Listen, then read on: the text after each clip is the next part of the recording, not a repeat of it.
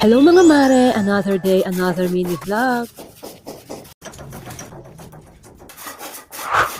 Araw ng linggo nga ngayon mga mare at kami busy dahil meron din kaming patrabaho. Nakiusap nga kami sa aming nagtatrabaho dito sa aming mini resort na kung maaari pumasok sila ngayon kahit linggo. Kasi meron kaming event na dito gaganapin sa resort. Kaya naman pinipilit namin na matapos-tapos yung mga kailangang tapusin. Kaya ngayon din nga ay sinabihan namin yung magpipintura na kung maaari mag-umpisa na. Kaya kinausap ko siya para tanungin kung ano yung mga kakailanganin na dapat naming bilhin. Marami-rami pa rin nga ang kailangan gawin dito sa resort at kami kinakabahan na kasi feeling namin hindi aabot na matapos bago yung event. At maliban pa doon, ay gusto talaga namin maabot din na matapos ito bago pa mag-Holy Week. Kasi yun yung time na talagang marami ang guest na nagpapabook. Sa ganito kasing resort ay mas malakas kapag Holy Week, Summer at December. At buti na lang at maliliksing kumilos itong mga nagtatrabaho sa amin kaya naman mabilis din matapos ang mga gawain. Ang ganda nga marin nitong nauuso ngayon na PVC na ceiling panel. Bagay na bagay sa mga mahihilig sa team kahoy or team puti. Yun nga lang, medyo pricey siya compared sa Hardy Flex. Kasi yung isang piraso niya na 10 feet at 6 inches ang lapad ay nabili namin ng 380. Kaya naman, mga 15 peraso ang aming nabili para dito lamang sa kwarto. Pero hindi din lahat mga mare ay itong ganito na ceiling panel na PVC ang aking ipalalagay. Dahil maliban sa pricey siya, ay magiging madilim naman dito sa loob ng kwarto kapag lahat ay kulay brown yung pinakang ceiling. At ngayon nga ay magtatiles na sila kaya na-excite na ako kung babagay ba dito yung pinili kong design. Una nga nilang ginawa ay nilinisan itong sahig dahil sobrang daming kalat. At dito nga mga mare sa kwarto ang napili kong design ay yung plain na white lamang. Tapos doon sa side ng bintana at sa harap sa may TV ay brown yung napili kong ipalagay. At yung mga tiles nga na ilalagay nila ay yung makikintab at makinis. Pero pagdating doon sa balcony, sa kitchen, sa lavatory at sa hagdan, ay ang pinili namin naman ay yung makakasla. Medyo nakaka-stress din nga mga mare magpagawa ng ganito lalo na kung wala ka namang interior designer. Yun nga ang design namin doon sa ground floor ay ginawa ko lamang sa 5D planner. At dahil matagal-tagal na din yung last na gawa ko ay nalimutan ko na kung paano gamitin yung 5D planner kaya ang ginagawa ko ngayon ay na-imagine ko na lamang o kaya naman ay ginagawa ko yung design sa publisher. Pero ang advantage din mga mare pag ganito na hindi ka kumuha ng contractor ay syempre matipid at masusunod mo o mapapabago kung ano man yung gusto mong design. Kasi kung naka-contractor ka at marami kang ipapabago ay siguradong mamamalmakan ka at mapapamahal. Tapos ako pa naman mga mare yung tipo na hindi mapakali pag alam kong ayaw ko or hindi ko nagustuhan. Talagang hindi ko titigilan yan at hindi ko napapapalitan. Kaya naman mga mare medyo natatagalan lalo na pag ganun meron kaming pinapatibag or pinapabago. Kasi yun nga habang gumagawa sila doon makikita yung advantages at disadvantages ng mga design na ginagawa mo. At laging ang iniisip namin ay ano yung mas magiging kapaki-pakinabang pag tagal-tagal. At so far naman ay satisfied naman kami pag natapos yung mga pinapabago namin. Kaya napakahalaga na dapat pag may pinapagawa ka ay hands-on ka. Para makita mo hanggang sa kaliit-liit ang detalye at masatisfy ka na maganda ang kinalabasan ng mga pinaghirapan ninyo. Yun lang mga mare, bye!